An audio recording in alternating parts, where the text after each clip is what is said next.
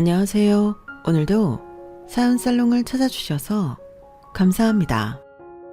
저는 30대 외아들을 가진 내일 모레면 60이 되는 여자입니다. 원래 사람 일은 한치 앞을 모른다는 게 인생사라는 건 누구나 다 아는 사실이고, 저도 이제 앞으로 살아갈 날보다 살아온 날이 많다고 할 수 있는 나이다 보니 그런 일을 한두 번 겪는 건 아니지만, 그럼에도 여전히 예상치 못한 일들은 저를 당황스럽고 덤덤하게 넘어가지 못하게 만드네요.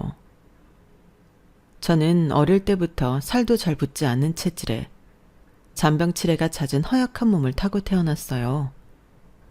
그래서 결혼 초 젊은 시절 임신을 하는데 꽤나 많은 고생을 했죠.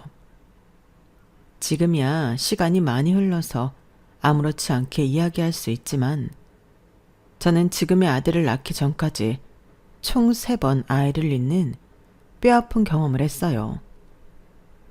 첫 아이는 첫 아이라서 정신적인 충격이 너무 컸고, 두 번째 아이는 불행이 반복되는 느낌이라 충격이 커서 한동안 헤어나오기가 힘들었어요.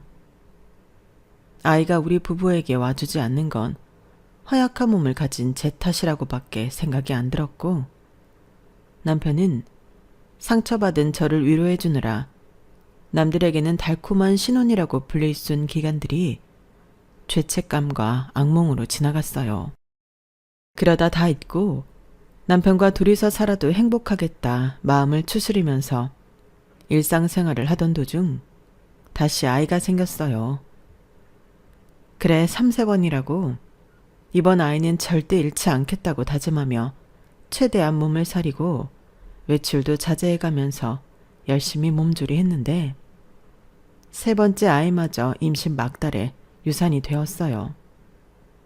이번에야말로 정말 신이 내려준 아이라고 생각하면서 불필요한 외출까지 줄여가며 몸을 관리했는데, 조금만 버텼으면 태어났을 아이의 심장이 갑자기 뛰지 않는다는 소리를 들었을 땐 제 심장까지 그대로 멈춰버리는 것 같더라고요.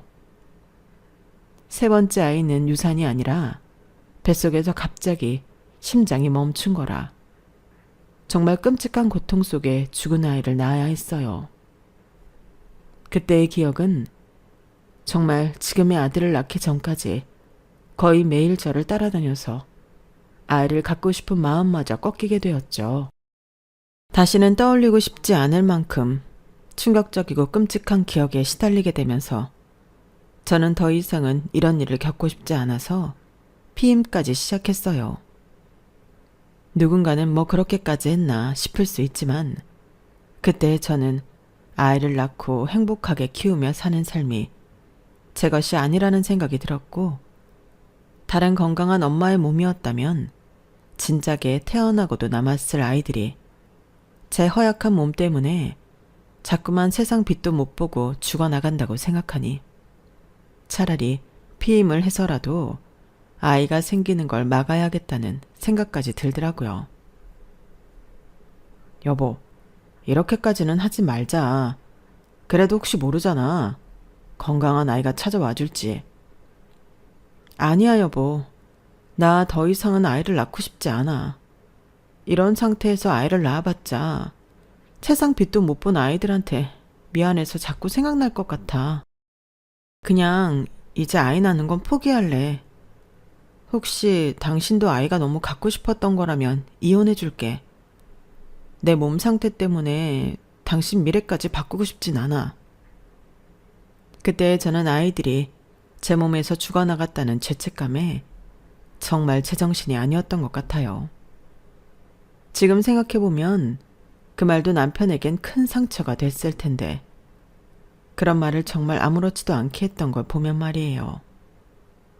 사실 힘든 건 저뿐만이 아니었을 텐데, 당시 저는 몸과 마음이 너무 지쳐 있어 남편까지 헤아릴 시간이 없었던 것 같아요. 아이를 3번이나 유산하고 나니 제 스스로에 대한 자책감에 혐오감까지 고개를 들더라고요. 3번째 아이는 출산을 앞두고 원인도 모른 채 눈을 감은 거라 정말 제정신으로 살 수가 없었어요. 다 저 때문인 것 같았고, 남편도 제가 아니라 다른 건강한 여자를 만났다면 이런 일을 겪지 않아도 됐을 텐데, 그러한 생각에 사로잡혀서 미쳐버리기 일보 직전이었던 거죠. 그래도 남편은 정말 고맙게도 그렇게 엉망이 된 저를 잘 다독여주고 이해해줬어요. 여보, 난 아이가 갖고 싶긴 했지만 그건 다 당신이 내 아내일 때의 이야기야. 나는 나랑 당신 사이에 아이를 보고 싶고 그 아이를 키우고 싶은 거지. 아이 때문에 당신이랑 헤어져야 한다면 아이는 안 가져도 좋아. 애초에 당신이 좋아서 결혼한 걸. 둘 사이에 건강한 아이가 태어나 준다면야 너무 행복하겠지만 나랑 당신 사이에 아이가 허락되지 않는다면 어쩔 수 없는 거지. 그것 때문에 당신이랑 헤어질 생각은 절대 없어. 그러니까 이혼해 준다더니 그런 이상한 소리 하지 마. 나는 그냥 당신이 원하는 대로 할 테니까. 여보, 내가 정말 미안해. 나도 정신 차리고 살고 싶은데 그러기가 너무 힘들어. 당분간은 아이가 생긴다 해도 내가 지켜낼 자신이 없을 것 같아. 솔직히 이번에는 아기를 만날 수 있을 줄 알았는데 그 꿈마저 좌절되니까 그냥 이게 내 운명이 아닌 것 같고 이제 포기하라는 계시인 것만 같아. 그래, 다 무슨 말인지 나도 당연히 이해하지. 당신 하고 싶은 대로 하자. 나중에 낳더라도 당신이 진심으로 원할 때 다시 갖자. 우선은 당신 몸이나 마음 건강부터 회복하는 게 먼저야. 건강해야 나중에 아이를 낳던 말던 다시 생각이라도 해보지. 안 그래? 맞아. 이해해줘서 고마워 여보. 계속해서 꺾이는 희망에 본인도 힘들고 지쳤을 텐데 남편은 그런 상황에서도 저를 가장 먼저 신경 써줬어요. 솔직히 말하면 저는 제가 너무 힘들다 보니 남편이 어떤 심정일지에 대해서는 헤아려 주기가 힘들었거든요. 말로는 고맙다고 했지만 사실 형식적인 인사였고 마음속으로는 남편은 아이를 유산하거나 직접 몸으로 잃어본 게 아니니 절대 제 심정을 이해하지 못할 거라고만 생각했어요. 저는 아직도 옆 분만실에서 터져나오는 아기 울음소리와는 달리 아기가 나오는 순간의 그 정적과 공기를 잊을 수가 없었거든요. 그때 받은 상처와 아픔은 여태 살아오면서 받은 어떤 상처와도 비교할 수 없었고 컨디션이 조금이라도 안 좋은 날엔 그 꿈을 꿨기 때문에 도저히 제정신으로 살 수가 없었던 것 같아요. 마음이 힘드니 남편에게 짜증도 늘었고 아마 남편도 그런 저에게 많이 지쳤을 거란 생각이 들어요. 남편과 관계를 가질 때도 병적으로 피임에 집착을 했고 약까지 챙겨 먹었어요. 여보, 피임약까지는 안 먹으면 안 돼? 그게 몸에 좋은 것도 아니고 임신이 그렇게 쉽게 되는 것도 아닌 거 알잖아. 제가 피임에 혈안이 되어 있는 모습을 볼 때마다 남편은 상처받은 얼굴을 했어요.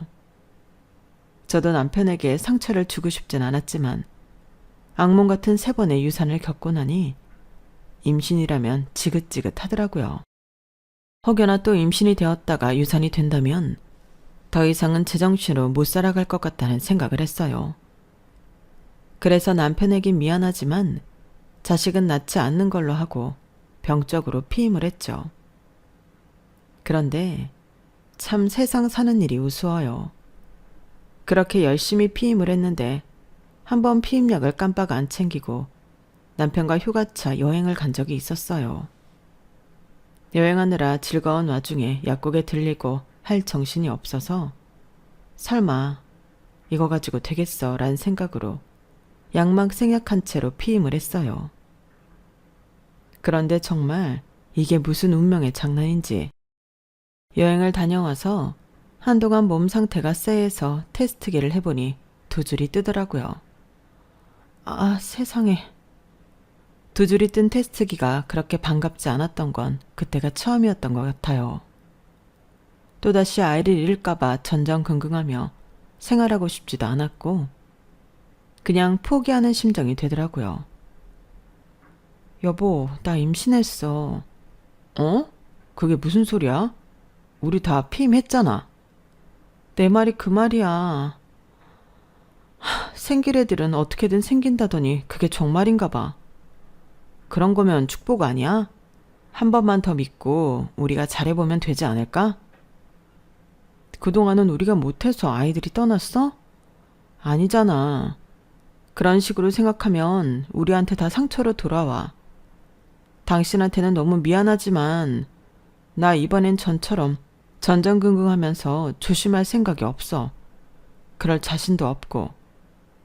아이 때문에 그렇게 조심을 했는데도 떠날 아이는 떠나는 것 보니 그냥 나는 아이가 생길 팔자가 아닌 것 같아. 이번에도 보나마나 애가 쉽게 떠나겠지. 시기가 언제냐의 차이일 뿐. 여보, 너무 그렇게 부정적으로 생각하지 말고 우리 같이 노력해서 아이 한번 지켜보자. 어? 당신도 누구보다 아이 갖고 싶어 했잖아. 그건 3번이나 유산하기 전 이야기지. 아직도 악몽을 꾸면 죽은 아이를 낳던 그날 꿈을 꿔. 나 진짜 무서워서 그래. 당신도 알잖아. 알겠어. 그럼 당신이 원하는 대로 하자. 당신이 낳는 건데 당신 의견이 제일 중요한 거지. 고맙게도 남편은 저의 그런 가시돋친 감정까지도 다 감싸 안아줬어요.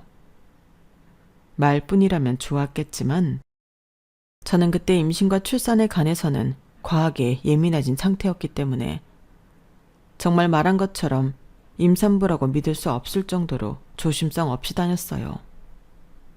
가고 싶은데 다 가고 먹고 싶은 거 다 먹고 일도 컨디션이 너무 나쁘지 않은 날은 무리해서 하기도 했죠. 그런데 아이가 꽤 잘 버티더라고요. 이게 뭔가 싶다가도 이러다 금방 또 떨어지겠지 하면서 마인드 컨트롤을 하다 보니 어느새 임신 막달이 되더라고요. 하지만 이미 막달에 유산한 경험까지 있다 보니 마지막까지도 저는 제가 아이를 건강하게 출산할 수 있을 거란 생각은 못했어요. 그런데 예정일보다 빨리 산통이 찾아오게 되면서 정말 생각지도 못한 날 퇴근을 하다가 엉겁결에 아이를 낳게 됐어요. 다행히 아이는 건강하게 태어났고 세상 밖에 무사히 넣은 아이의 우렁찬 울음소리를 듣자마자 고통은 잊혀지고 눈물이 핑 돌더라고요. 세상에 여보, 너무 수고했어 진짜. 그동안 너무 수고 많았어. 남편도 입을 틀어막고 울음을 참을 정도로 기뻐했죠. 그렇게 낳은 저희의 자식은 아들이었어요. 정말 너무 힘들게 가진 아이다 보니 당연히 애착을 가질 수밖에 없었어요. 하지만 동시에 제가 그전의 아픔들을 통해 배운 건 아무리 혼자 애쓰고 노력해도 안 되는 건 안 된다는 것과 집착이 과하면 오히려 독이 된다는 거였어요. 그래서 힘들게 낳은 아이치고는 아들을 나름대로 강하게 키웠던 것 같아요. 누구보다 아이가 소중했지만 너무 애한테 매달리지 않고 일정한 거리를 두려고 정말 노력을 많이 했죠. 남편을 닮아서인지 아들은 큰 걱정할 필요 없이 정말 착한 아이로 컸어요. 그럭저럭 성실하고 자기 할 일도 알아서 척척하는 성향이라 어릴 때부터 딱히 삐딱하게 굴지 않았고 사춘기도 오긴 왔었지만 내버려 두니 금방 지나가더군요. 아들 있는 엄마들은 육아 난이도가 세다고 하는데 크게 공감은 안 되었을 정도로 아들은 순했어요. 남편과 둘이 사는 인생도 나쁘진 않았겠지만 막상 아들을 낳고 보니 아이 없이 어떻게 살았을까 싶을 정도로 행복하고 단란한 생활을 했네요.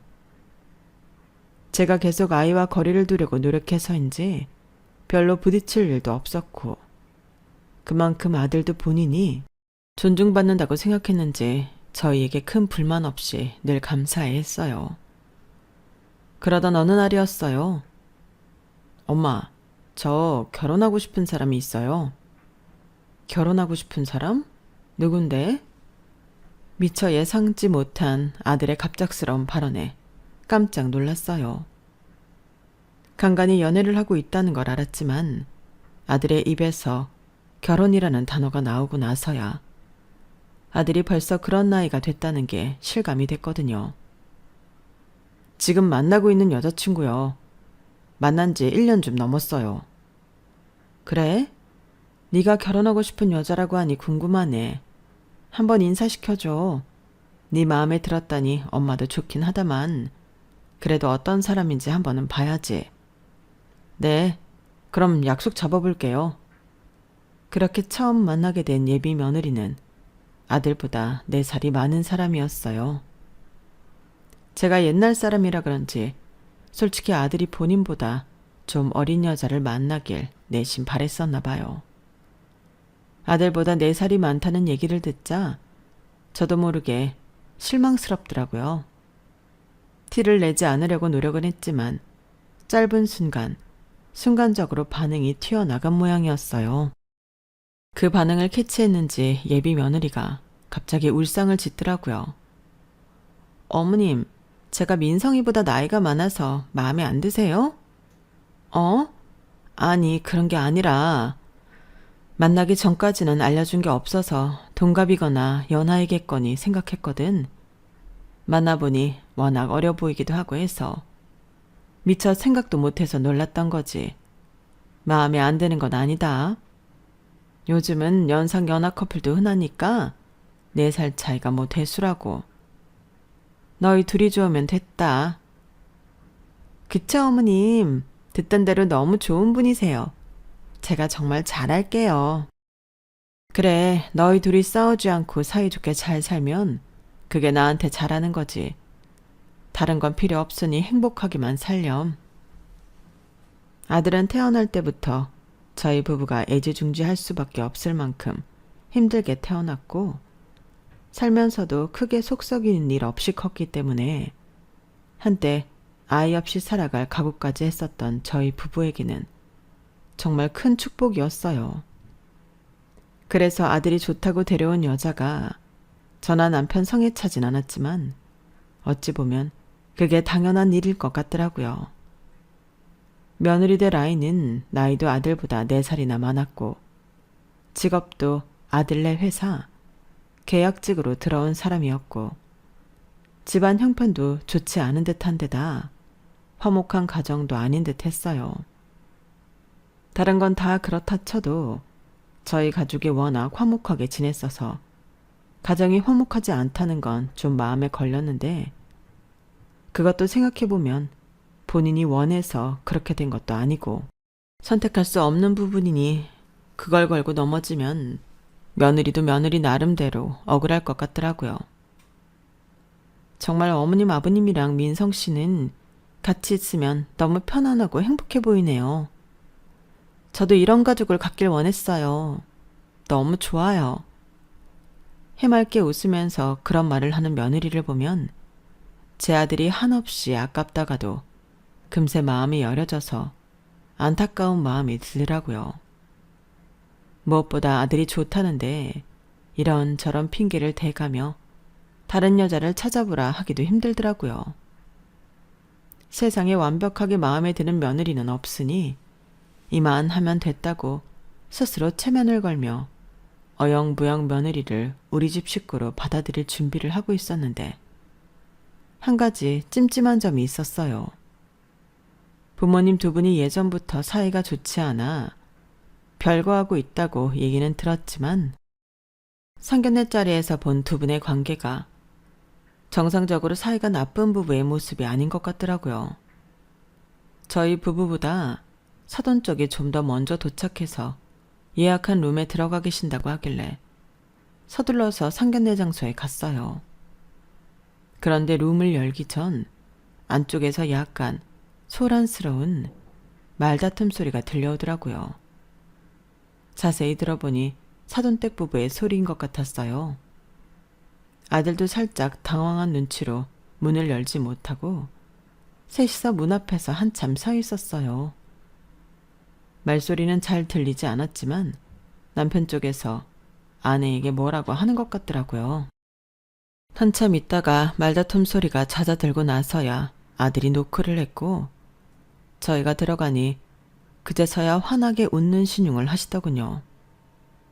들어가면서 사돈댁 표정을 봤는데 너무 어두워 보여서 마음이 좀 그랬어요. 두 분 사이가 안 좋다는 건 알고 만난 건데도 막상 제가 그걸 보고 겪으니 마음이 너무 불편하더라고요. 게다가 아까의 싸움 때문인지 함께 식사하는 내내 어두운 얼굴인데 애써 밝은 척 하시려는 게 다 느껴져서 신경이 쓰였어요. 그럼에도 사돈어른은 전혀 개의치 않는다는 듯 유쾌한 척 식사 자리를 주도하는데 두 분이 어떤 연유로 사이가 멀어지게 된지는 모르겠지만 아내를 존중하지 않는다는 것 하나만큼은 확실히 알겠더라고요. 그리고 대화를 나누다 중간중간 아내를 무시하는 듯한 발언을 하기도 했어요. 이 사람이 사회생활을 안 해봐서 좀 무식합니다. 이해들 좀 해주세요.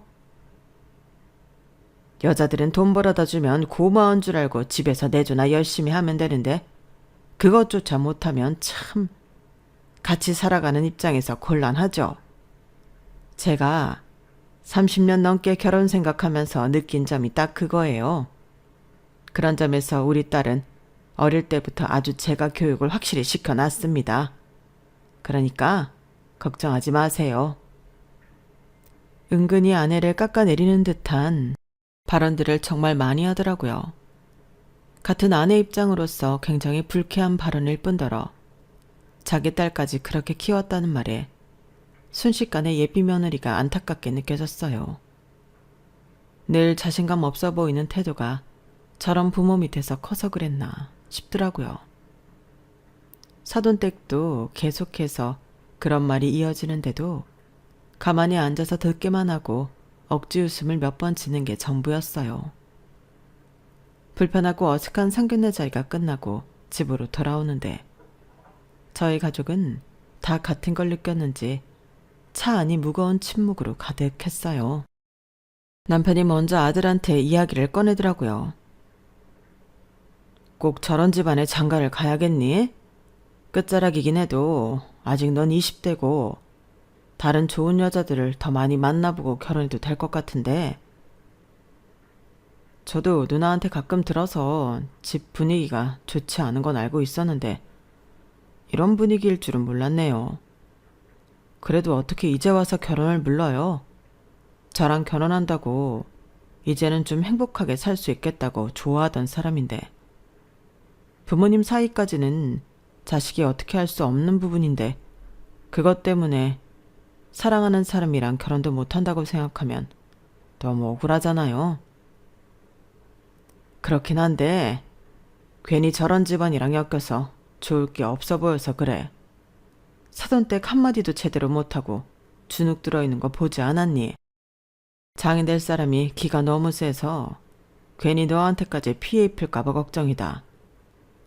저도 그 부분은 걱정 많이 했었는데 인사드리러 갔을 땐 저한테 정말 잘해주셨어요. 엄마 아빠도 보셨잖아요. 저 치켜 세워주시고 예뻐하시는 거. 너무 걱정하지 마세요. 그야 그렇지만 저도 한마디 거들려다 관뒀어요. 아들 눈이 너무 슬퍼 보였거든요. 겪어보진 않았지만 그 심정이 뭔지 알 것도 같아서 더 이상은 아들을 설득하기가 힘들더라고요. 저는 그저 저런 분위기에서 자란 사람이라 아들에게 영향을 미칠까봐 그게 걱정이 됐던 건데 오래 만나도 아들이 더 오래 만나봤으니 스스로 무례한 판단은 안 했을 거라고 막연히 믿어보기로 했죠.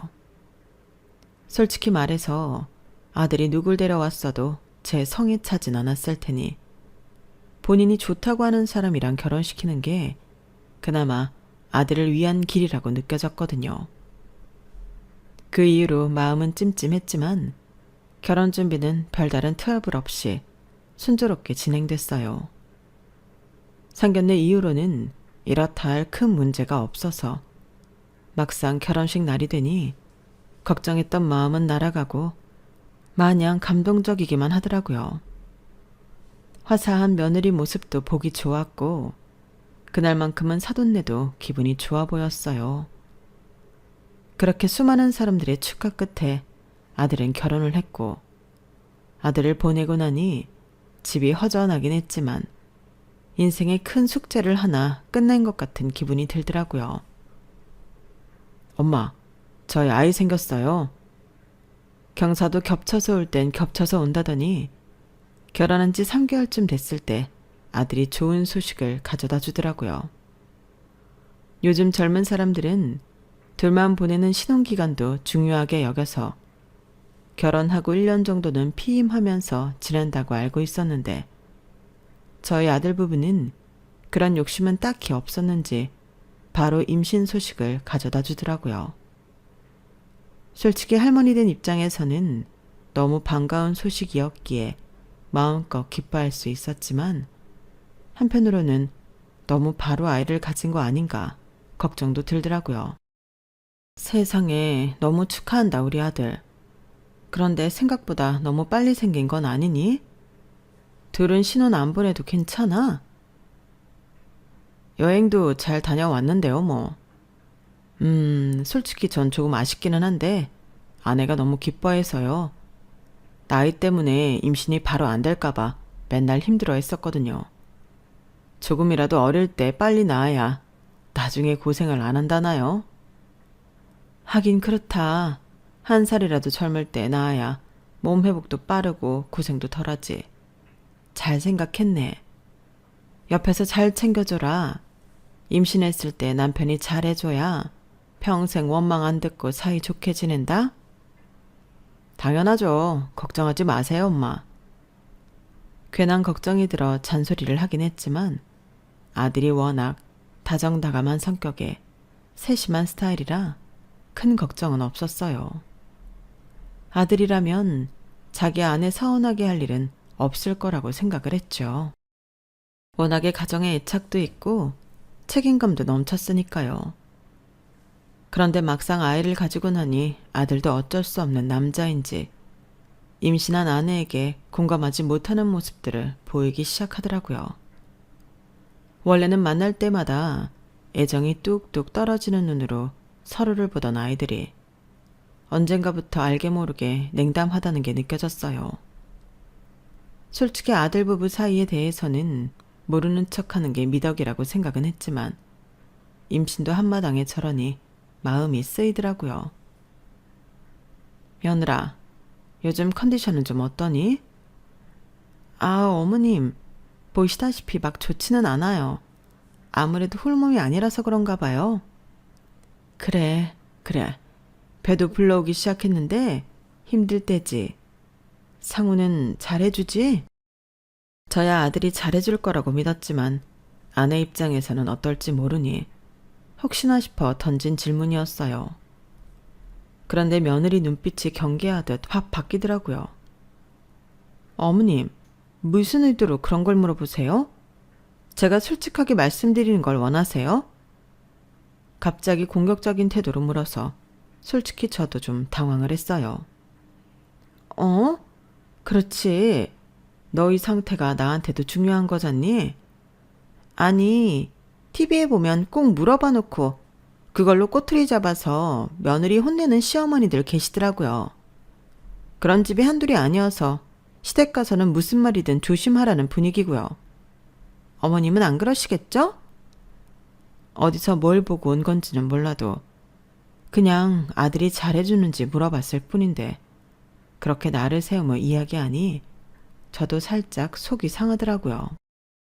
그럼 며느리가 임신을 했는데 아들이 잘해주는지 어쩐지 물어보지도 않아? 이건 시어머니로서가 아니라 같은 여자로서 임신하면 얼마나 힘든지 아는데 남편이 잘해주고 있나 걱정이 들어서 물은 거다. 요즘 시댁 나쁘게만 말하는 방송이 많긴 하고 그게 다 우리 때 비일비재했던 일이긴 하지만 너 때는 좀 다르지 않겠니? 나도 괜히 니네가 잘 사는데 트집 잡아서 며느리 괴롭힐 생각은 조금도 없다. 저도 사람인지라 필요 이상의 경계를 받으니 억울하고 살짝 화도 나서 언성이 높아지더라고요. 가만히 제 반응을 살피는 것 같던 며느리가 그제서야 안심하는 척 가슴을 쓸어내렸어요. 그렇다면 정말 다행이에요. 저 사실 결혼하면서 시댁 걱정을 많이 했거든요. 남편 말로는 어머님께서 남편 낳으시는데 고생을 많이 하셔서 더 애틋하시다고. 좋게 보면 화목한 거지만 보통 그런 집안이 며느리는 평생 외부인 취급만 하면서 무시하더라고요. 어머님은 안 그러신다니 정말 다행이에요. 그래, 나도 쓸데없이 며느리 갈구면서 자식들이랑 사이 벌어지고 싶진 않아. 하나뿐인 자식 둘이 잘 살았으면 됐지. 내가 괜히 끼어들어서 감너라 배너라 하면 좋았던 사이도 망가진다. 난 그럴 생각 없으니 마음 놓고 얘기해도 된다. 혹시 아들이 잘못하고 있으면 오히려 아들한테 한 소리 하려고 물어본 거야. 어머, 정말요, 어머님? 그럼 저야 너무 감사하죠. 어머님도 아시겠지만 전 부모님 사이가 나빠서 이런 일이 생겨도 어디 말씀드리고 조언 구할 어른이 없었거든요. 실은 요즘 몸은 점점 무거워지고 입도 터지고 가끔 아프기까지 한데 남편이 너무 그걸 몰라주는 것 같아서 서운해요. 생리통이 뭔지도 모르는 남자한테 뭘 바라겠냐 싶긴 하다만 그래도 저는 부부가 합심해서 아이를 낳는 거면 어느 정도 남편도 산모의 고통을 알아야 한다고 생각하거든요. 그래서 요즘은 출산 고통을 남자들도 체험할 수 있대요. 그걸 좀 한번 해달라고 했더니 너무 관심 없는 얼굴로 안 하겠다는 거예요. 제가 뭐 어려운 부탁을 한 것도 아니고 솔직히 너무 이기적인 거 아닌가요? 그때가 한참 TV에서 유명 연예인 부부가 만삭 수트를 입고 출산 진통을 체험한다고 해서 화제가 됐던 적이 있었어요. 아들한테 그걸 해보라고 했다가 거절을 당한 모양이었어요. 임신한 아내 입장에서는 충분히 서운할 수 있긴 해도 저도 어쩔 수 없이 아들 가진 엄마로서 굳이 그런 것까지 꼭 해야 하나 싶은 생각이 들기는 하더라고요. 저도 아이 가졌을 때 남편한테 이런저런 이유들로 많이 속상했지만 저희 때 저런 체험이 있었어도 굳이 시켜보진 않았을 것 같았거든요. 물론 사람마다 성향 차이가 있으니 제가 맞는 거라고 생각은 하지 않지만요. 우선은 아들 입장도 이해가 안 가는 건 아니라서 며느리를 달래보기로 했어요. 그게 남자들 입장에서는 좀 안 하고 싶을 수도 있을 것 같기는 해. 서운한 마음이야 이해가 되지만 남자들 입장에선 사서 아파야 하는 건데 그걸 해보고 싶은 사람이 몇이나 되겠니? 타이르듯 말하려고 노력을 많이 했는데 잘 안 된 건지 며느리 얼굴이 순식간에 싸늘하게 굳더군요. 어머님, 그렇게 말씀하실 거면 왜 저한테 이야기해보라고 하셨어요? 솔직히 애 낳는 건 전데 잠깐 아프고 마는 거 안 해보겠다는 남편이 이기적인 건 맞지 않나요? 겨우 마음 열고 털어놨는데 그렇게 반응하시면 그냥 어머님은 아들 편인 거 확인 사살 시켜주시는 것밖에 안 되는데 제가 뭐가 돼요? 당황스러울 정도로 쏘아붙이기에 저도 욱해서 한 소리 하려고 했는데 며느리가 목 놓아 울기 시작하더라고요. 그제서야 정신이 번쩍 드는 느낌이었어요. 임신한 몸에 한창 예민할 땐데 그냥 편들어줄 걸 괜한 이야기를 했나 싶더라고요. 그래서 얼른 사과를 했죠. 미안하다. 내가 미처 거기까지는 생각을 못했어. 아들한테는 내가 한 소리 해주마. 나도 임신했을 때 너처럼 서운했던 적이 많은데 그 시절 생각을 못하고. 울지 말렴. 뱃속의 아기도 엄마 온다고 놀라겠다. 그 일이 있고 나서는 괜히 며느리 대하기가 조심스럽고 편하지만은 않더라고요. 출산을 하고 나면 좀 나아지려나 싶었는데 며느리가 제 앞에서 서럽다는 듯 목 놓아 운 게 저한테도 꽤 충격이었는지 매사 조심스럽게 대하게 됐어요. 어차피 며느리들이 제일 좋아하는 게 시댁에서 적당한 거리를 두는 거라고 하니 저도 더 이상 다가갈 생각은 안 했죠. 그게 아들이 더 잘 사는 길이라 믿었어요. 그런데 손주가 태어나고 나서 아들 집에 몇 번 갔는데 집이 너무 엉망진창이더라고요. 저는 처음에는 아들만 불러다가 뭐라고 했어요. 며느리는 독박 육아한다고 다니던 직장도 포기하고 아이만 돌보고 있으니 오직 답답하고 정신이 없으면 저럴까 싶어서요. 너는 좀 이럴 때 남편이 알아서 집 좀 치워주고 하면 어디가 덧나니? 너도 퇴근하고 집 오면 힘든 건 알겠지만 하루 종일 말도 안 통하는 애기랑 집에 있는 것보단 밖에 나가서 일하는 게 오히려 나아. 그러니 아내 고마운 줄 알고 집 같은 건 시간 있을 때 좀 치워주고 그래. 아, 진짜. 저도 노력하고 있다고요. 엄마는 아무것도 모르면서. 제 입장에선 염려스러워서 한 말이었지만 아들에게는 듣기 싫은 소리였을 뿐인지 갑자기 소리를 획 지르더군요. 아들을 키우면서 본체 선청이 순했던지라 언성 한번 높이는 걸 들어본 적이 없던 앤데 특히나 다 커서 그렇게 소리 지르는 건 처음이라 저도 심장이 철렁했어요. 너는 왜 소리를 지르고 그래? 엄마가 못할 소리라도 했어? 그게 아니라 나도 노력하고 있다고요. 남편들이 하는 노력이랑 아내한테 와 닿는 건 다를 수 있어서 하는 소리야. 눈에 보이는 것만이라도 도와주면 얼마나 고마운데. 다 치웠다고요, 엄마. 제가 언제 집 한번 어지르는 거 본 적 있으세요? 맨날 퇴근하고 와서 집 치워도 어질러져 있는데 저보고 뭘 어쩌라고요? 처음에는 아들이 제게 불만이 있어 투정 부리는 걸로만 생각을 했어요. 그래서 그날은 저도 감정이 상해 아들과 크게 싸웠죠. 그런데 한참 뒤에 아들이 먼저 연락이 오더라고요. 그날은 죄송했어요, 엄마. 저도 요즘 정신적으로 힘들어서. 사실은 아내가 자꾸만 택배를 시켜요. 처음에는 밖에 못 나가니까 답답하고 스트레스 풀려고 쇼핑을 하는 것 같아서 내버려 뒀는데 점점 심해져요. 맨날 집에는 뜯지도 않은 택배 박스만 한가득이고 아무리 치워도 물건이 많아서 집에 둘 곳도 없고 그것도 엄마 온다고 힘들어서 열심히 치워 놓은 건데 엄마 눈에는 물건들 쌓아놓은 걸로 보여서 잔소리한 것 같아서 순간 좀 화가 났던 것 같아요. 뭐? 그럼 택배를 그만 시키게 하던가 정리를 시키던가 이야기를 해보지. 왜 그걸 그러고 놔뒀어? 얘기해봤죠.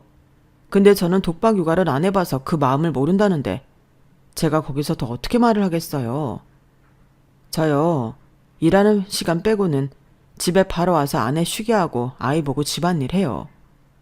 저 앉아서 일하는 동안 아내는 힘들었겠거니 싶어서 퇴근한 순간부터는 아내는 들어가서 쉬게끔 해요.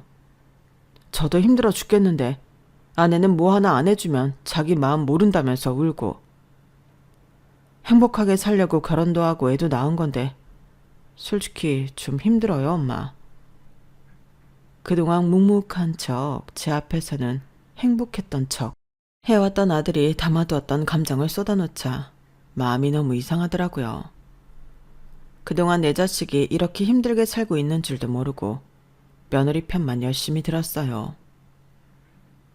며느리 편을 들어주는 게 제 아들을 위한 길인 줄로만 알고요.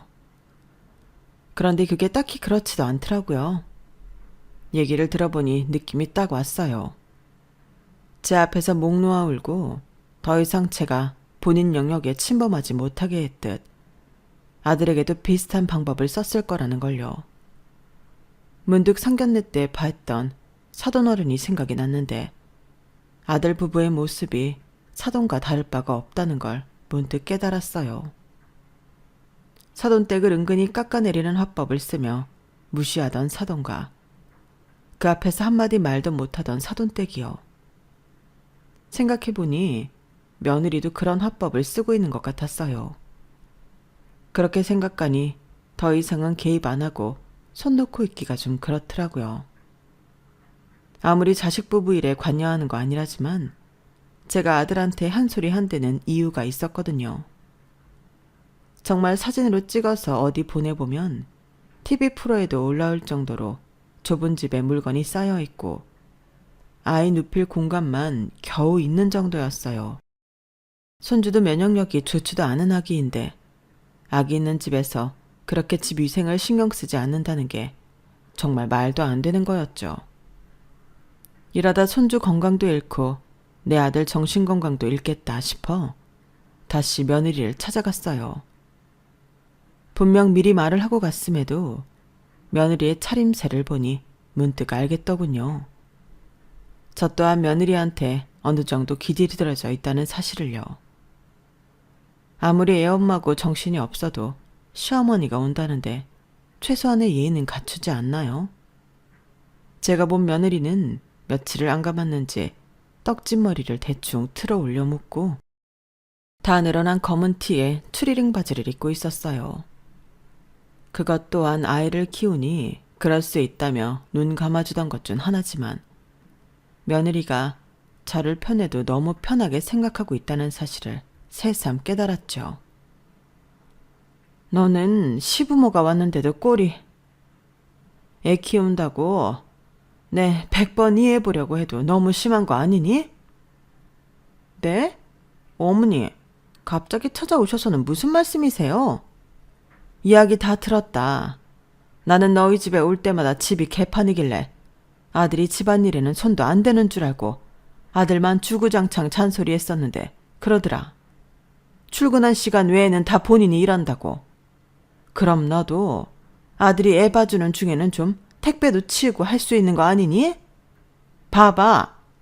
지난주에 내가 왔을 때도 저 택배가 저기 그대로 있었던 것 같은데 아직까지 안 뜯을 거면 왜 산 거야? 돈이 썩어나는 것도 아니고 소비를 줄이든 샀으면 잘 치우든 둘 중 하나는 해줘야 할 거 아니야. 그동안 네가 힘든 줄 알고 올 때마다 청소해주고 갔는데 애 생각은 안 하니? 아기가 면역력도 안 좋은데 이런 환경에서 키우면 어떻게 해? 아니 어머님, 갑자기 왜 이러세요? 안 하시던 시짜짓을 하세요? 뭐라고? 시짜짓? 네, 그럼 이게 시짜짓이지 뭐예요? 시짜짓은 괜한 핑계거리 만들어서 뭐라고 하는 게 시짜짓이지.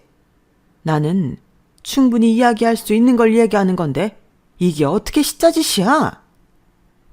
시부모님들은 다 그렇게 생각하시더라고요. 근데요, 며느리한테 뭐라고 하는 것 자체가 시짜짓이에요. 예쁜 손주 낳아서 안겨드리고 아들이랑 잘 살아주면 그게 최고의 며느리 아니에요?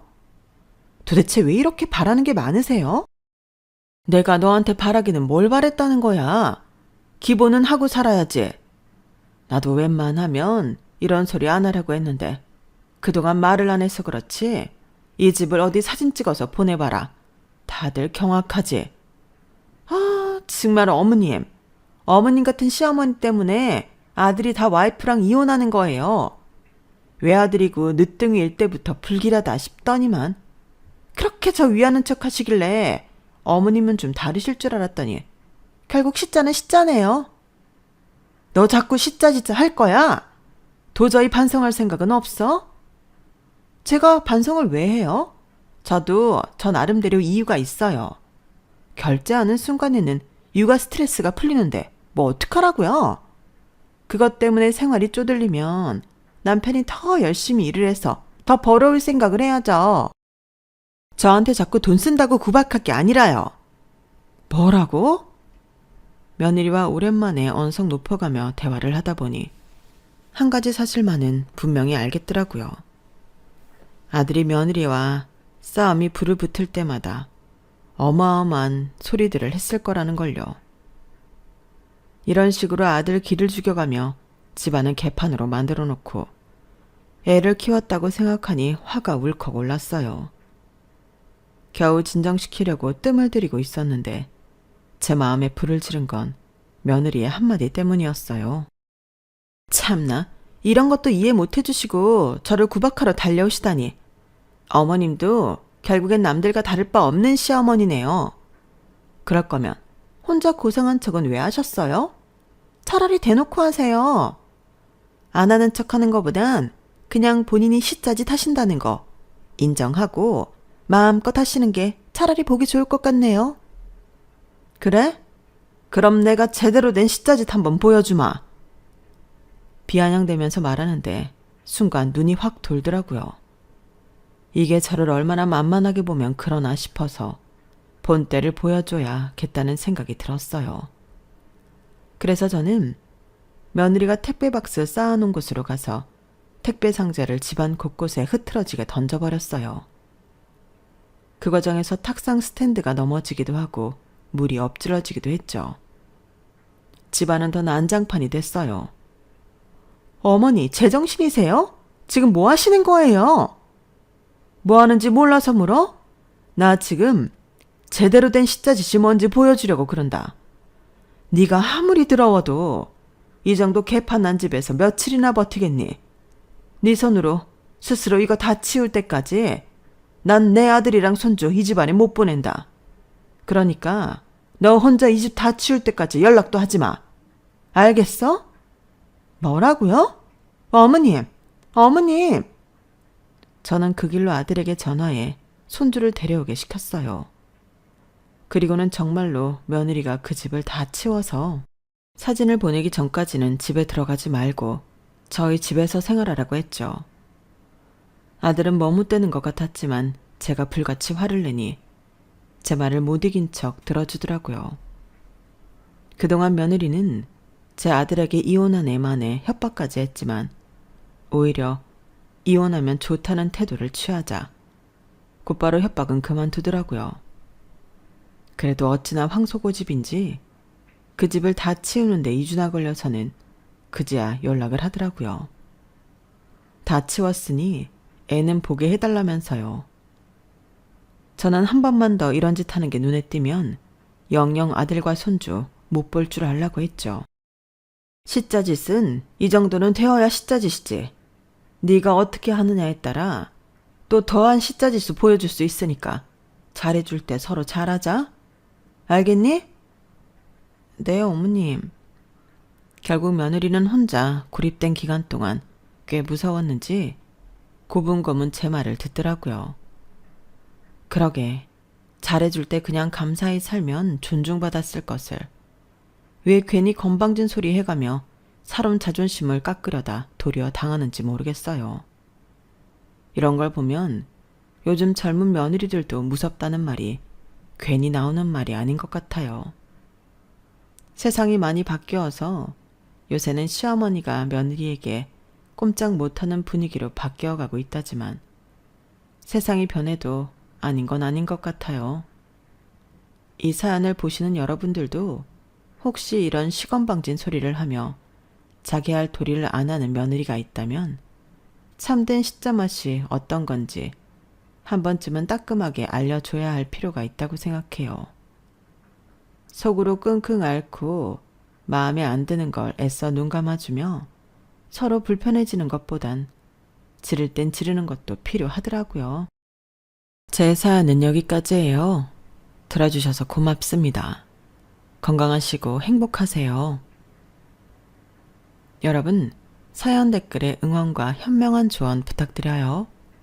좋아요와 구독은 저에게 큰 힘이 됩니다. 오늘도 좋은 일 가득하세요.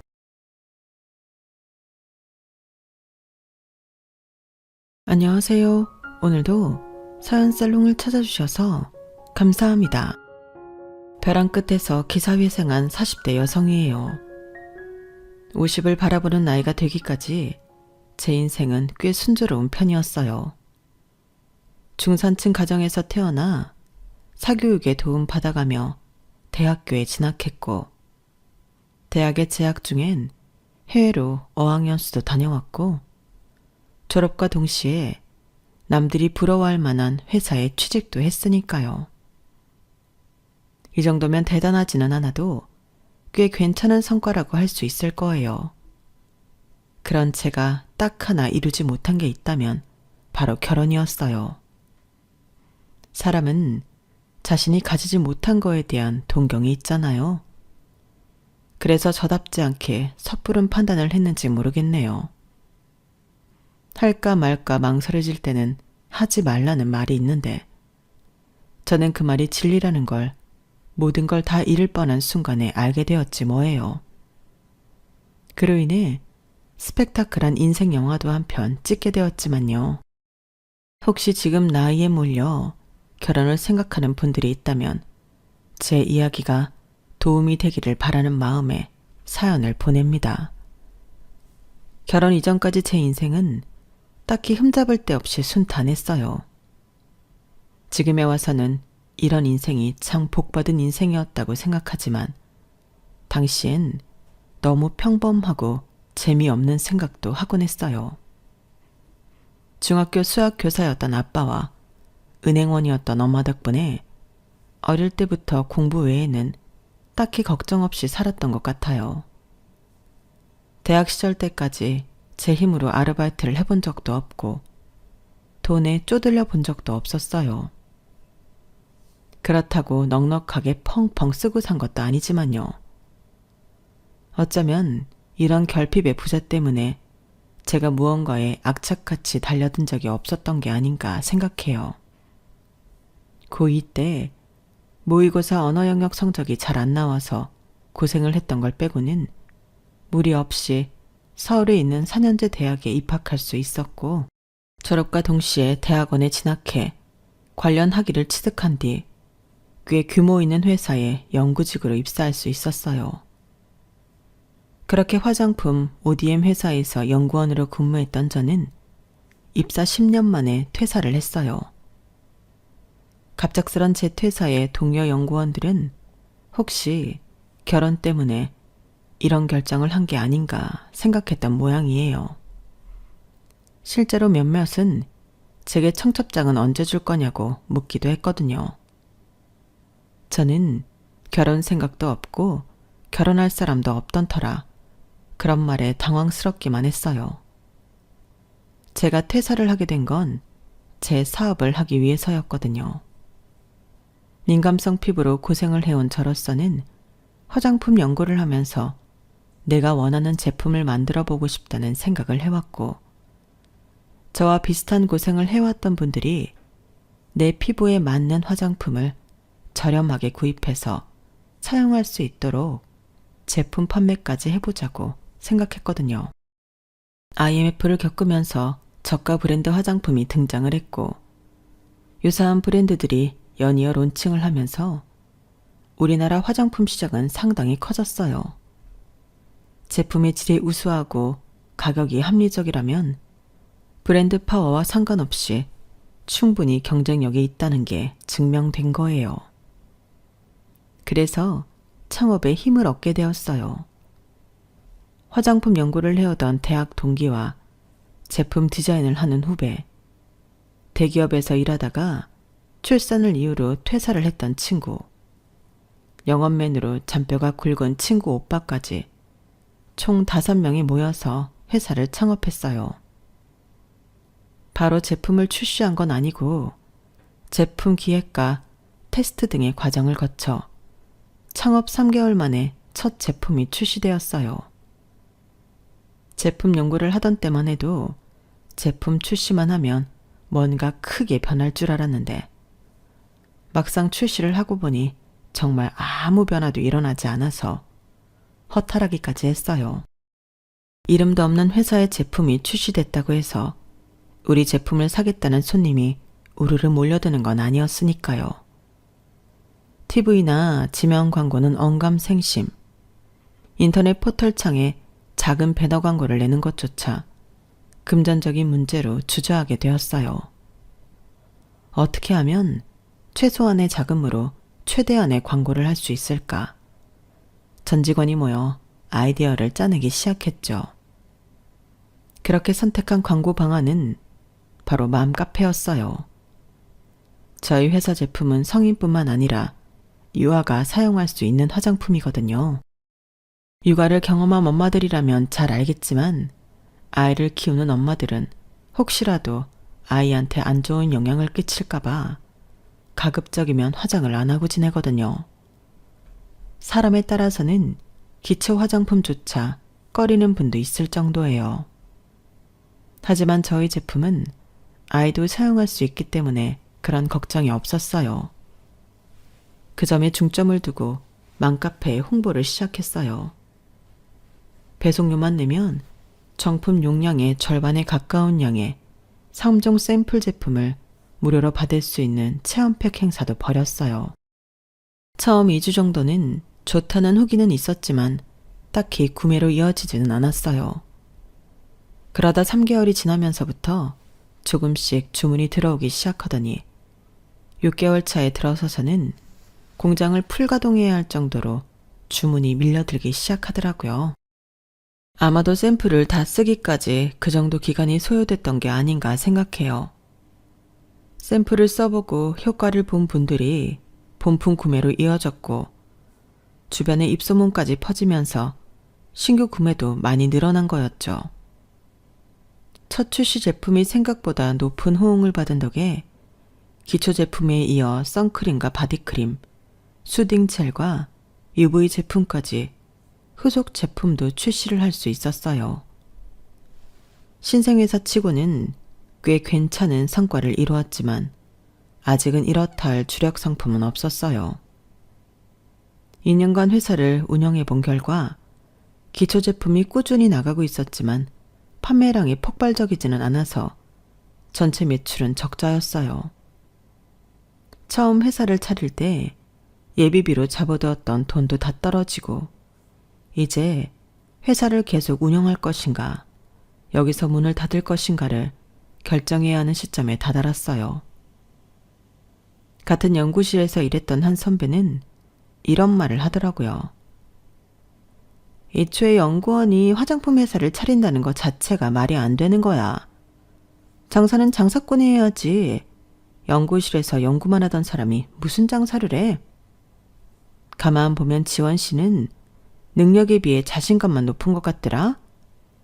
내 말이 서운하게 들릴지 모르겠지만 이게 다 지원 씨 걱정돼서 하는 말이야. 이제 벌어놓은 돈도 다 까먹었으니 무슨 돈으로 시집 갈 거야? 말로는 제가 걱정돼서 하는 소리라고 했지만 제 귀에는 전혀 그렇게 들리지 않았어요. 그 외에도 기다렸다는 듯 한마디씩 거들어대는 통에 기운만 더 빠질 뿐이었죠. 그런데 다 끝난 줄 알았던 9회 말 투아웃 상황에 말로 홈런이 터진 거예요. 저희 회사에서 만든 비비크림과 CC크림이 중국 보따리상을 통해 대량으로 팔리게 된 거였죠. 순식간에 주문이 밀려 들어와서 다른 제품 생산을 중지하고 비비와 CC 생산이 주력했어요. 나중에 안 사실이지만 중국의 유명 인플루언서가 저희 제품을 써보고는 추천을 했다더라고요. 그 바람에 구매 수요가 늘었던 거였죠. 생각지도 못한 중국에서의 선전 덕에 적자를 못 면하던 저희 회사는 순식간에 흑자로 돌아섰어요. 그 일을 기점으로 기초 라인에 치중하던 제품 생산을 기능성 상품으로 돌려 주력 상품으로 판매에 나섰고 중국을 비롯해 일본에서 엄청난 수입을 올리기 시작했어요. 하지만 몇 년 뒤 사드 문제로 중국에서의 매출이 순식간에 확 줄어버렸고 그 바람에 위기를 맞게 되었어요. 이번엔 정말 끝났구나 생각했죠. 그런데 인생이 참 어디를 튈지 모를 공 같다더니 생각지도 않은 일이 또 벌어진 거예요. 미국을 시작으로 전 세계에서 BTS의 인기가 올라가기 시작하더니 한류 바람이 불기 시작했고 음식뿐만 아니라 K-뷰티까지 인기가 치솟기 시작한 거예요. 특히 비비크림과 CC크림은 한국에서보다 훨씬 더 인기를 끌었어요. 중국에 수출이 막혀 창고에 쌓일 뻔했던 제품들은 미국과 캐나다, 그 밖에 유럽 지역으로 수출하게 되었고 덕분에 저는 수백억 돈방석에 오르게 되었어요. 직원 수를 늘리고 생산 공장을 확장해서 어엿한 사업체 모양을 갖추게 되었죠. 그러자 저의 창업을 부정적으로 바라보았던 지인들이 저를 달리 보기 시작했어요. 몇몇은 저희 회사에 입사를 원하기도 했고요. 웃기는 건 그중 한 사람이 몇 년 전 저희 회사가 위기를 맞았을 때 제게 연구원이 무슨 장사를 하냐며 비아냥거렸던 그 선배였다는 거예요. 생각 같아선 그때 받았던 모욕을 똑같이 돌려주고 싶었지만 그러면 똑같은 사람이 될 것 같아서 취업 청탁을 거절하고 돌려보냈어요. 매출이 하루가 다르게 늘어나면서 통장에 돈은 쌓여갔지만 회사 일이 바빠서 좀처럼 돈 쓸 시간도 없었어요. 돈 많이 벌면 TV에 나오는 유명 레스토랑도 가고 철마다 해외 유명 휴양지도 가보겠다고 마음먹었지만 막상 그렇게 되두고도 그 소망은 이루지 못했어요. 아니, 오히려 돈 벌기 이전보다 못한 생활이었죠. 밥은 늘 편의점 도시락이나 삼각김밥이었고 여행은커녕 집과 직장을 다람쥐 쳇바퀴 돌듯 오가는 게 다였어요. 그런데 그보다 더 큰 문제는 내 인생에 조금씩 회의감이 들기 시작했다는 거예요. 사회적 성공은 이루었지만 또래 친구들한테 있는 남편도 자식도 없으니 이러다 독거노인으로 생을 마감할 판이었으니까요. 제가 이런 생각을 하게 된 건 따지고 보면 어느 순간부터 불편해진 친구들과의 만남 때문이었어요.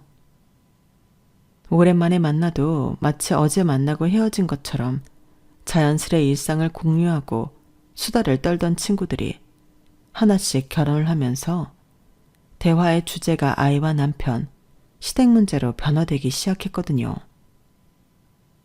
저와는 그 어떤 접점도 없는 대화 주제에 입을 닫고 친구들 하소연만 들어주곤 했는데 꽃노래도 한두 번이라고 점점 이런 만남이 의미가 없다는 생각이 들더라고요.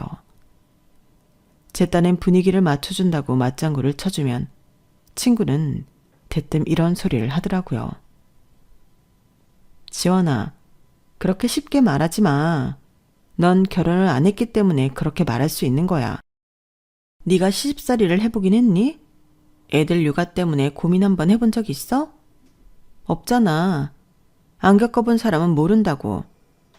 너야 벌어서 네 몸 하나 꾸미고 살면 그만이지만 우리는 모든 상황에 내가 아닌 남편이랑 아이를 위해 희생해야 한다고.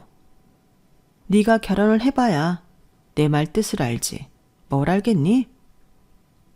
무슨 말만 하면 너는 결혼을 안 해서라는 전제를 깔곤 애 취급을 해대는데 어찌나 짜증이 나던지 몰라요.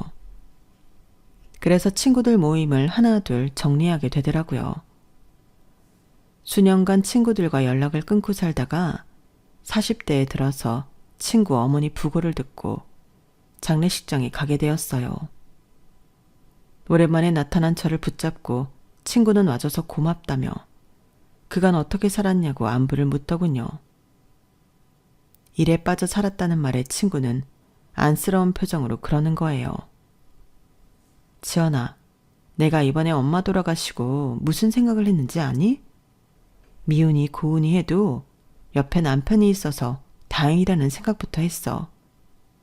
너도 알다시피 우리 아빠가 일찍 돌아가셔서 나랑 동생이랑 엄마 그늘에서 살았잖니. 그런데 막상 엄마마저 돌아가시니까 눈앞이 캄캄한 거야. 장례는 치러야겠는데 아무것도 모르겠더라고. 명색이 장녀인데 동생한테 떠넘길 수도 없고. 근데 봐라. 우리 남편이 상주 노릇도 다 하고 장례식장이며 납골당 선정까지 다 알아서 해주잖아. 나 정말 이번에 우리 남편 아니었으면 아무것도 못했을 거야. 그렇다고 결혼을 이런 도움받자고 하라는 말은 아니지만 그래도 옆에 사람이 있는 거랑 없는 거랑은 천지 차이 같더라. 그러니까 너도 더 늦기 전에 결혼해. 사니 못 사니 해도 혼자보단 둘이 훨씬 나아. 평소엔 귓등으로도 안 들리던 결혼에 대한 충고가 그날은 왜 그리 큰 울림이 되었는지는 모르겠어요. 내가 나이가 들고 몸이 하루가 다르게 약해지는 게 느껴져서 그런 건지, 혼자 지낸 시간이 길어서 외로워서 그랬는지는 모르겠지만요. 장례식에 다녀오고 얼마 안 돼서 저는 선자리에 나가게 되었어요. 살면서 선자리는 숱하게 들어왔지만 그 자리에 나가본 건 그때가 처음이었어요. 상대 남자는 저보다 2살 연상으로 큰 식당을 하는 사람이었어요. 대화를 나눠보니 저처럼 일에 빠져 사느라 혼기를 놓쳤고, 그러다 보니 점점 더 사람을 만나는 게 두려워졌다고 하더군요. 그러다 지인의 결혼식에 다녀온 이후로 더 늦기 전에 자기도 가정을 이뤄야겠다는 생각을 했다네요. 저와 너무도 비슷한 상황이라 첫 만남부터 이 남자한테 동질감을 느끼게 됐고, 그래서 몇 번 더 만남을 가지게 되었어요. 아무래도 40대 중반의 남성이라 풋풋함과 귀여움은 없었지만 그래도 나이만큼의 중년미와 노련하게 사람을 대하는 자세가 왠지 편하게 느껴지더라고요. TV나 영화에서 보던 달콤한 연애와는 너무도 다른 만남이어서 내심 실망이 되기는 했지만 거울 속 40대의 나를 보니 현실을 직시하게 되더라고요. 그래, 이 나이에 20대처럼 간질간질한 사랑을 바라면 안 되지. 겪어보지 못한 20대, 30대의 연애에 대한 아쉬움을 접고 나니 이 남자의 장점이 하나둘 보이기 시작했어요. 연애 경험이 없던 저와는 달리 여자를 대하는 게 너무 능숙한 것 같아서 처음엔 불편했는데, 만남을 거듭하며 지켜보니까 미숙하고 철없는 남자보다 오히려 낫다는 생각이 들더라고요. 그래서 8개월 연애 끝에 바로 결혼을 해버렸어요. 저희 부모님은 40을 훌쩍 넘긴 딸이 처녀 귀신으로 죽을까 걱정이었는데, 그래도 뒤늦게 짝을 찾았다니 다행이라며 환영하는 분위기였죠. 그건 시부모님도 마찬가지였고요. 나이가 나이니만큼 결혼식을 성대하게 할 거 없이 조촐하게 가족 친지만 모시고 식을 올렸어요. 신우는 제가 살고 있던 아파트에 살림을 차렸어요. 남편이 살던 집은 둘이 살기에 좁았거든요. 그러다 보니 딱히 혼수도 채울 필요가 없더라고요. 제가 쓰던 살림이 거의 새 거이기도 하고 남편이 가져온 가전제품도 아직 쓸만한 것들이었으니까요.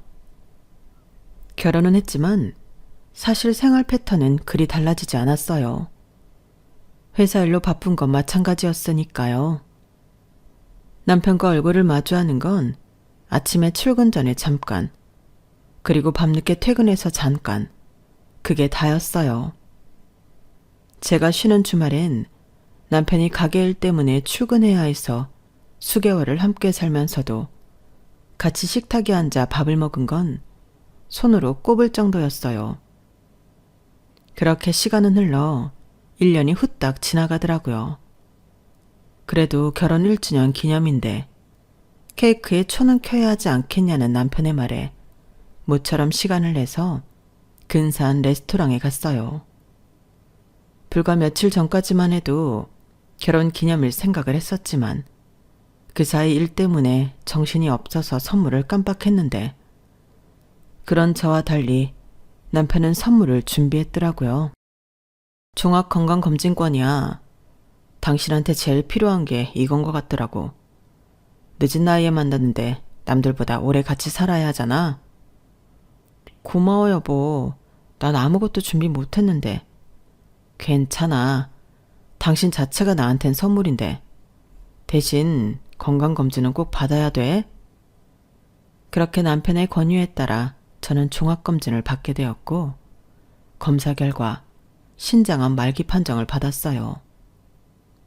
아무래도 나이도 있고 일에 치여 살다 보니 체력적으로 한계를 느끼기는 했지만 그래도 나름 건강하다고 생각했기 때문에 검사 결과를 믿을 수가 없더라고요.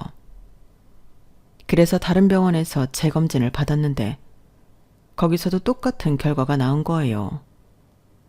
두 군데에서 같은 결과를 받고 나니 그제야 제가 암 말기 환자라는 사실이 실감됐어요. 그때 처음 든 생각은 억울함이었어요. 내가 뭘 그렇게 잘못하고 살았다고 이제 겨우 남들처럼 가정을 이뤘는데 바로 나를 데려가려고 하나. 하늘이 원망스럽더라고요. 그동안 회사 일에 발 동동 굴려가며 뛰어다닌 시간이 정말 쓸모없게 느껴지기도 했어요. 이렇게 일찍 죽으려고 내가 그 노력을 했던 건가 하는 생각 때문이었죠. 그래서 한동안은 머리끝까지 화가 치민 상태로 지냈어요. 별것도 아닌 일에 버럭버럭 화를 내고 세상이 나만 따돌리고 지들끼리 잘 살아보겠다고 작당을 꾸미는 것처럼 보여서 야속하기만 했어요. 그래서 남편한테 짜증도 많이 내고 독한 말도 많이 퍼부었죠. 그래서였을까요?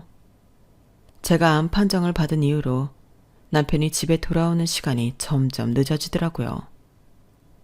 말로는 가게에 일이 생겨서 그렇다고 하는데 그 말에 더 서운하더군요.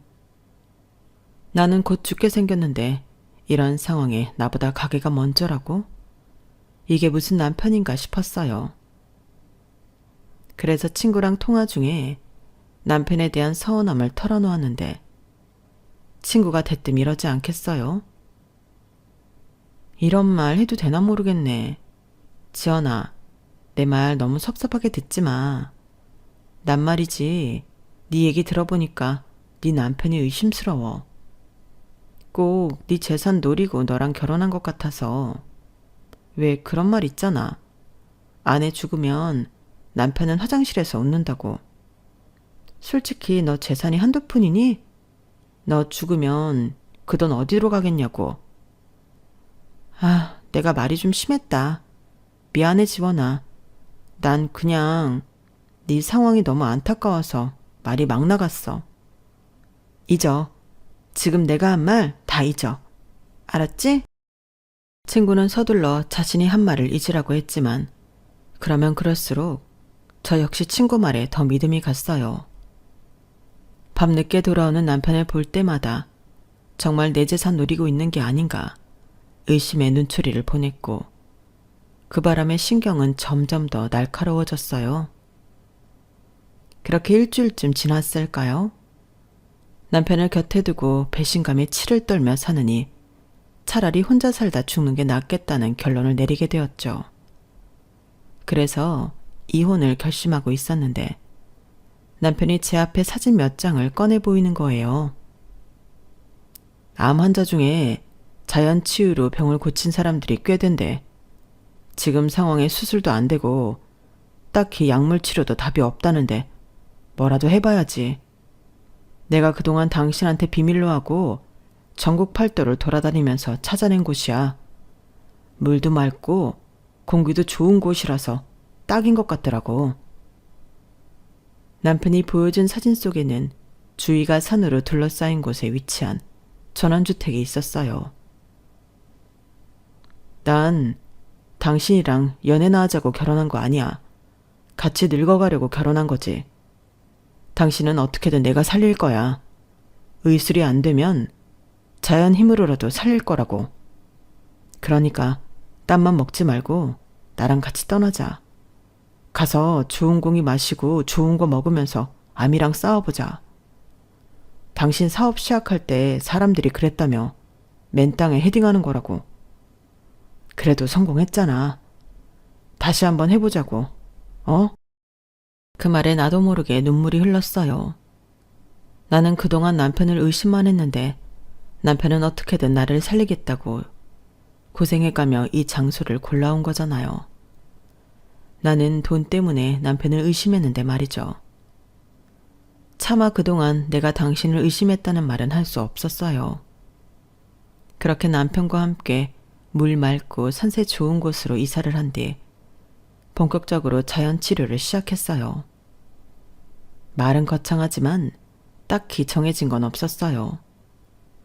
약을 먹지도 않았고 그 외에 딱히 치료에 관계된 뭔가를 하지도 않았으니까요.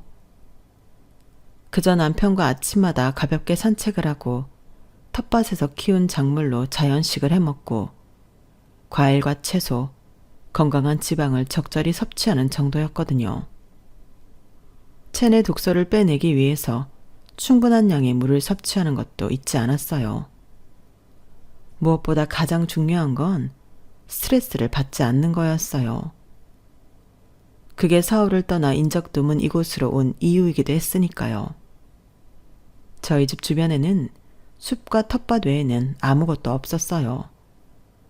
10분 거리에 집이 하나 있긴 했지만 사람이 살지 않은 지 꽤 된 곳이었어요. 그나마 가장 가까운 거리에 있는 집이 이장님 댁이었는데 걸어서 30분은 좋게 걸리는 거리였죠. 그 외의 집들까지 가려면 차를 타고 나서야 할 정도였고요. 이장님은 버섯 농사를 짓고 계셨는데 그래서 직접 만든 버섯 효모를 매번 가져다 주셨어요. 이장님 말로는 이게 암세포를 억제하는 효과가 있다고 하시더군요. 과학적으로 검증이 된 건 아니었지만 당시엔 지푸라기라도 잡고 싶은 심정이라서 매일 버섯 효모를 물에 희석해서 먹곤 했어요. 이장님 부인은 음식 솜씨가 좋으셨는데 저희 집에 올 때마다 밑반찬도 가져다 주시고 텃밭에서 나는 작물들로 반찬을 만드는 법도 가르쳐 주시곤 했어요. 낯선 곳에 뿌리를 내리고 살게 된 우리 부부로서는 이장님 부부 덕을 톡톡히 본 셈이었죠. 남편은 저 때문에 이곳으로 이사를 오면서 가게는 아는 동생한테 맡겼는데 그래도 가끔은 가게에 들러야 했어요. 서울까지는 워낙 거리도 멀고 길이 험해서 당일치기는 불가능하고 다음 날이 돼서야 집에 돌아오곤 했죠. 정확히 말하면 남편이 그렇다고 하니까 그런 줄 알았던 거지만요.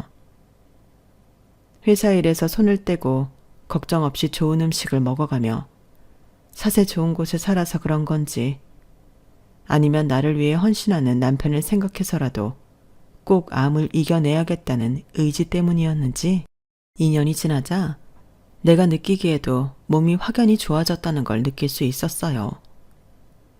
그리고 그건 제 생각뿐만이 아니더라고요. 딱히 약물 치료도 하지 않았는데 매번 병원에 검사를 하러 갈 때마다 담당 선생님이 상태가 점점 호전되고 있다며 놀라셨거든요. 이런 상태라면 곧 완치에 가까운 수준까지 도달할 것 같다고요. 하지만 암은 상태가 호전되다가도 급변하기 일쑤라서 일희일비하기보다는 확실히 완쾌될 때까지 꾸준히 지금의 생활 패턴을 유지해야겠다 생각했어요.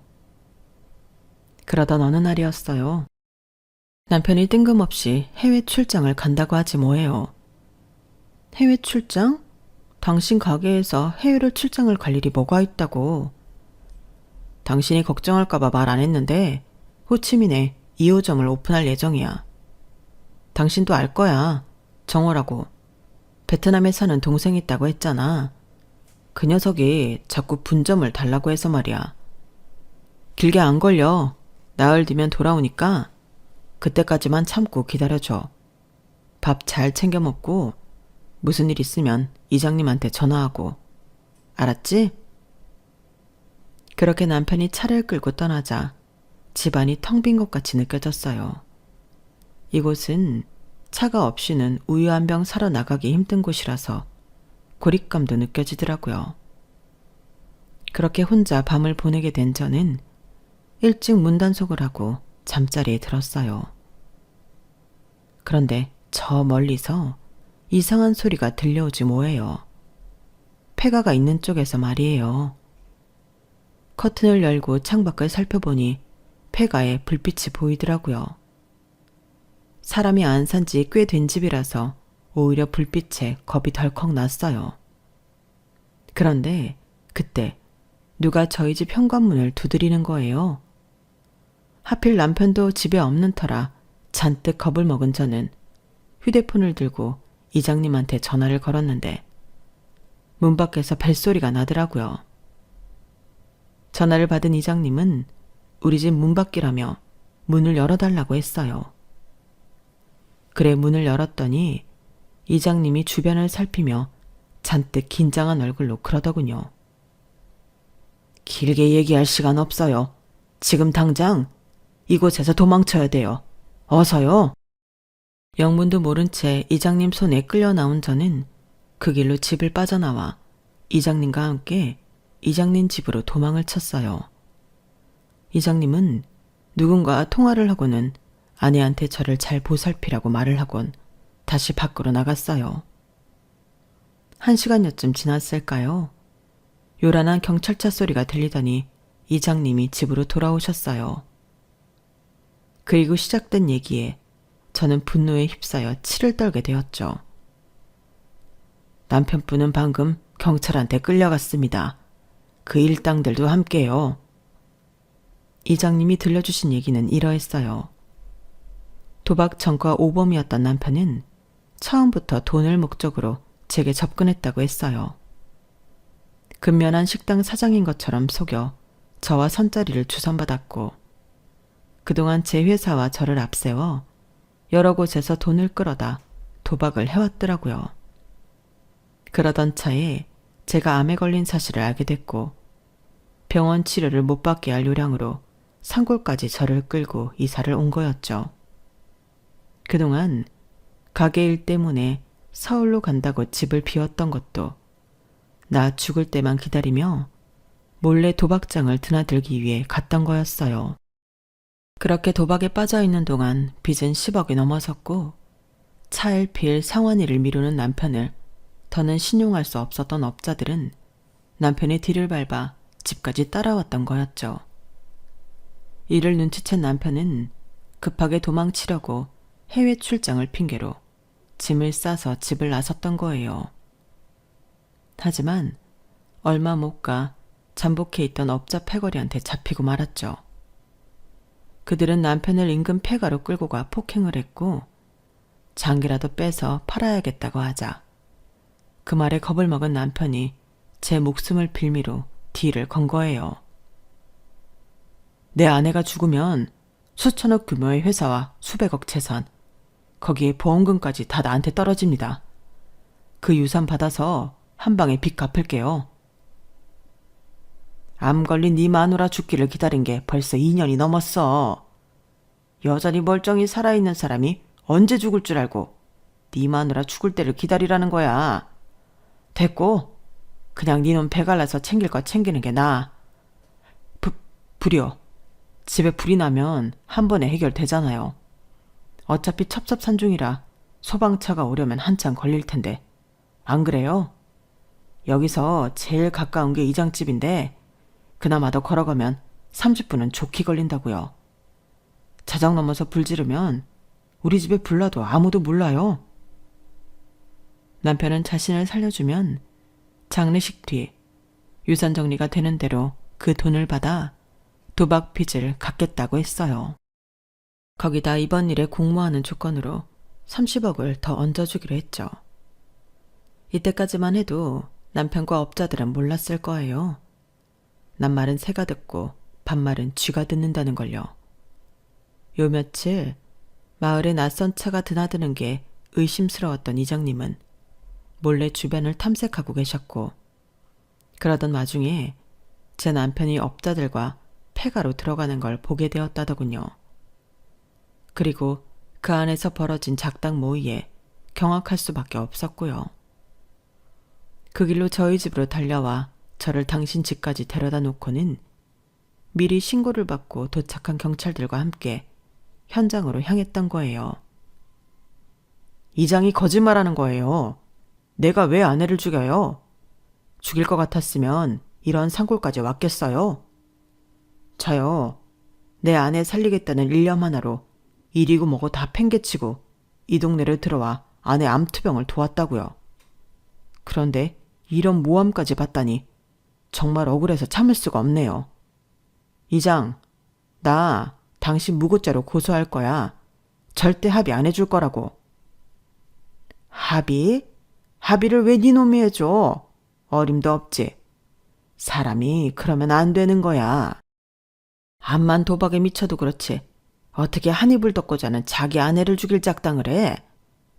내 자네가 이 마을에 처음 들어왔을 때부터 마음에 안 들었어. 그래도 그간 다 덮고 그 집에 드나들었던 건 불쌍한 자네 아내 때문이었다고. 처죽여도 시원찮을 놈이 감히 나한테 무고죄를 씌우려 들어? 어림없어 이놈아. 내가 다 준비한 게 있으니까. 시골에 사는 늙은이라고 무시하지 말란 말이야. 이장님은 그리고는 주머니에서 휴대폰을 꺼내들었어요. 남편은 경찰 앞에서 끝까지 무고함을 주장했지만 이장님 휴대폰에 녹음된 남편과 업자들의 작당 모의가 파출소 안에 울려 퍼지자 아무 말도 못한 채 고개를 떨구고 말았어요. 결국 남편과 일행은 범행 일체를 자백했고 구치소에 수감되었어요. 이장님 말을 들어보니 처음부터 남편이 저를 이곳으로 데려온 건 병원 치료를 못 받게 해서 빨리 사망해야 하려고 했던 거더라고요. 물 좋고 공기 맑고 산세가 좋아서 왔다더니 전부 거짓말이었죠. 서울에서 멀고 교통 불편해서 차 없이는 접근이 불가능하고 집세가 싼 곳으로 정하다 보니 이곳으로 오게 됐을 뿐이었어요. 그런데 이곳에 남편이 몰랐던 한 가지가 있었던 거죠. 이곳 이장님 역시 암 투병 중 자연 치유를 통해 암을 이겨냈다는 사실 말이에요. 이장님이 사모님과 함께 직접 만든 버섯 효소를 먹고 효과를 보았다고 하더군요. 그래서 암 투병 중인 제게도 줄기차게 버섯 효소를 가져다 준 거였어요. 덕분에 저 역시 암세포가 점점 줄어들어서 차도를 볼 수 있었고요. 남편의 계획과 달리 저는 죽어가기는커녕 점점 더 건강해질 수 있었고 남편은 업자들한테 더욱 시달리게 된 거였죠. 이번 일로 남편은 살인 교사 및 여러 가지 죄목으로 구속되었어요. 불법 도박 업자들 역시 감금 폭행 및 살인 미수 혐의로 구속되었고요. 그렇게 남편과 업자들은 실형을 살게 되었고 3년이 지난 지금 저는 완쾌 판정을 받았어요. 제 회사는 암투병을 시작하던 시점에 이미 매각한 상태라서 그때 받은 매각금 일부를 이용해 새로운 사업의 투자자로 나섰어요. 투자처는 다름 아닌 이장님이었죠. 제가 이장님께 제 암투병의 1등 공신인 이장님의 버섯 효소를 대량 생산해서 판매하자고 설득했거든요.